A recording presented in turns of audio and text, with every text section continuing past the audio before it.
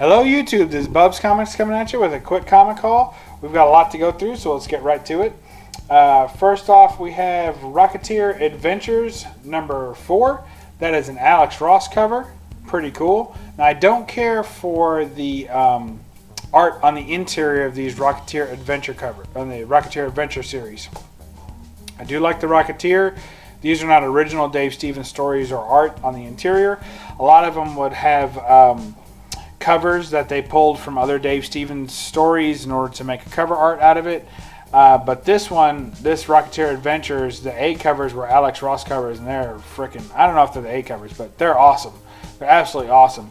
There was one for each of the 4, and so this is the first one that I got out of that. The interior art is more of a Bruce Timm kind of like, you know, Batman Adventures, Teenage Mutant Ninja Turtle Adventures. Anytime they put Adventures at the end of a title, it's basically cartoon-looking art.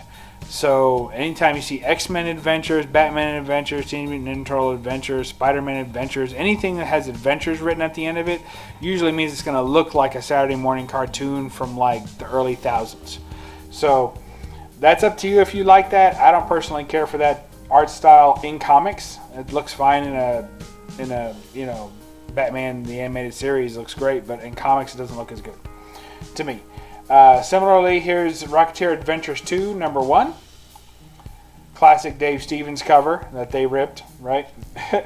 Here's Rocketeer Adventures number 2 number 3, and that is someone else. That's not a Dave Stevens cover. And then here is Rocketeer Hollywood Horror number 1.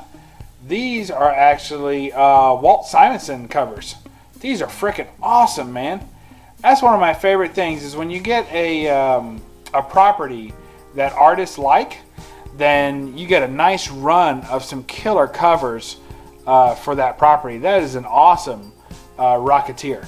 I know, of course, the Dave Stevens Rocketeer will always be the best, but if you're going to have somebody else draw them, I thought Walt did a fantastic job. Great, great art. I got the whole run of Walt Simonson covers, so if you like that, you're in for a few more. Here's Rocketeer Hollywood Horror number 2. Walt Simonson right there, looking tough, man. Love this one. Number 3. Cool Walt Simonson cover. Really, really nice. Love it. Love it, love it, love it. And here's the last one, number 4. Rocketeer Hollywood Horror. So, looking tough as usual. Next we have Rocketeer at War, number 2. So missing some of those. That's the subscription service cover. You know, there's some holes in these runs, but I picked them all out of the dollar bin, so happy to have that. And there's number 3. Really love that cover. That looks tough, man. I just love that cover. I love it. Here's a great one. Rocketeer Cargo of Doom number 2. And that's a Dave Stevens cover, but you kind of got to look at it like that. That is amazing. I mean, that just really does it. That is so cool. I love that. Look at the detail on that plane. Looks like an old-timey photograph, doesn't it?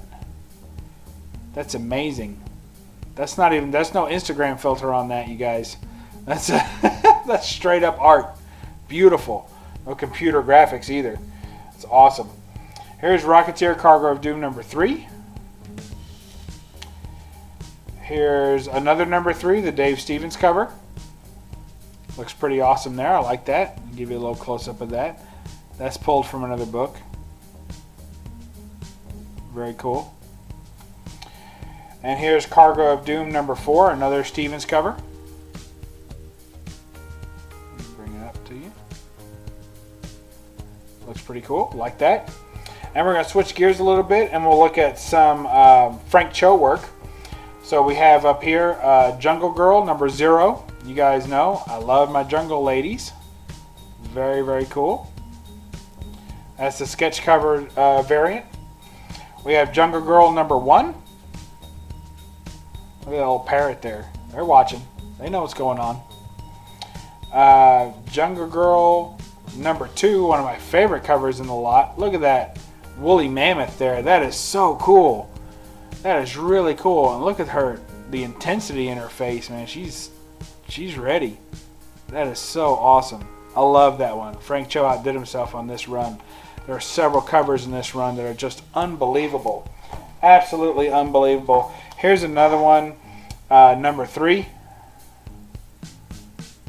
Really cool there. Here's another number 3, a variant, not by Cho.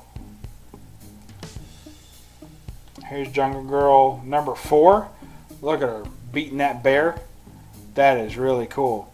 Usually don't go for blood in any of this stuff. I don't care for that. That's more like the Vampirella stuff. I'm not a huge fan of that stuff. But this one's pretty tough. She's beating up that bear, so I'll allow it. Here's the number 5. I don't think that one's a Cho. I think that's somebody else. You can tell kind of the differences. My favorite cover in the run is coming up next, and it's from Volume 2. This one had 5, and I think the other 2 volumes only had 4 each. But look at this. Jungle Girl Season 2. This book, first let me just let you look at it for a second. This book is beautiful. I love the color scheme. Those rich blacks. All that octopus fighting. She's upside down. Everything looks about ready to fly off too. Look at that. Just beautiful. The bubbles coming up, giving you the perspective. Jungle Girl Season 2, number 2. Absolutely the best cover, I think, of all of the Jungle Girl covers. There's one other one that's close, but that's my favorite. And really looks good, and it's so good that when they did the volumized collection, this is the cover that they used. So that tells you something there. Just absolutely amazing. And it was so good, I bought it twice. But when I got home, look what I found. That is Frank Cho's signature up there. Yeah, it is. And it matches all the other Frank Cho signatures that I've had and that I've seen. So that's a winner right there. No COA when you're digging in dollar bins, man. I'm happy to have it. That's that is awesome. So I got 2. So I'll get this one slabbed and the signature verified, and then I'll still have a reader copy. Absolutely love that book. It is gorgeous. Definitely going to get slabbed, that one. And it's a perfect copy. So I might give it a little press first. And here's Jungle Girl Season 3, and this is number 1. So there's some more Frank Cho work there. Killing that Triceratops or whatever it is. Pretty cool. And this is the contender for my second favorite cover. And I'll show you why in a minute. So first I'll put it up here, and it'll look very unassuming. You know, it's another Jungle Girl comic. There's a dinosaur, there's some dudes, there's a skull cover. You know, it's got a lot of elements that a lot of people would like. It says Lost World on the side, and there's a dinosaur down there walking by her feet. And of course she looks good, which as you would expect. But when you get up closer, and this is something I've mentioned in previous videos, see if y'all can spot it. Take a look at her legs. That's ballpoint pen work. Another one of Frank Cho's favorite ways to draw is ballpoint pen. Anytime you see those hash marks, that's giving definition. That's why it looks so good. Let's see if we can get you in here.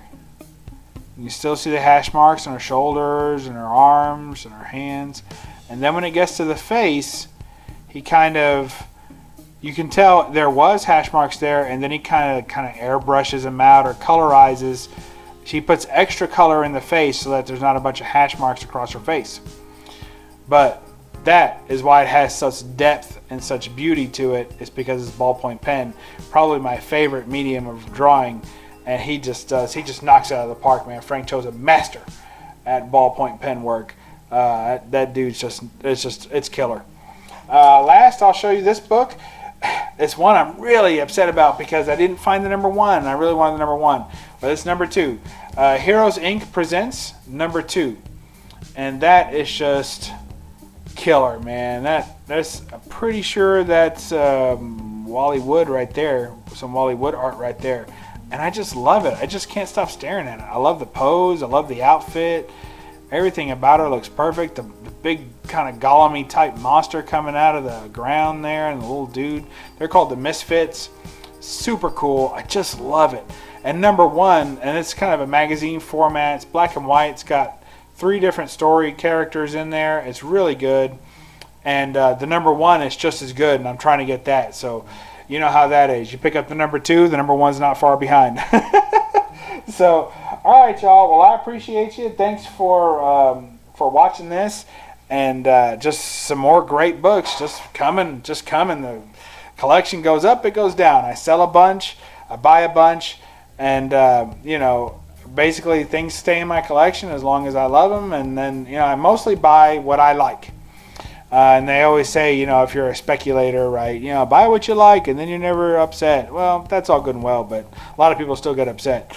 I buy what I like and I enjoy it. And then when I'm done enjoying it, I sell it and I pick up something else. And, you know, the keys usually stay in the collection. And the runs that I read that I really, really enjoyed, I keep those in my collection as well. And the rest is more fluid. So when you have a hard 3,000 limit like I do, no more than 3,000 comics, you have to kind of stay ahead of that and know, well, if I'm going to buy, you know, 50 comics today, then I have to know that there's probably got to be close to 50 comics that I'm going to let go of in my collection to make room for them. And if you can do that, great. And if you can't, don't even start collecting. So, so there you go. Heroes Inc. presents number 2. We thank you all, and we'll catch you next time on BUB'S Comics. Read a comic. Thanks. Bye.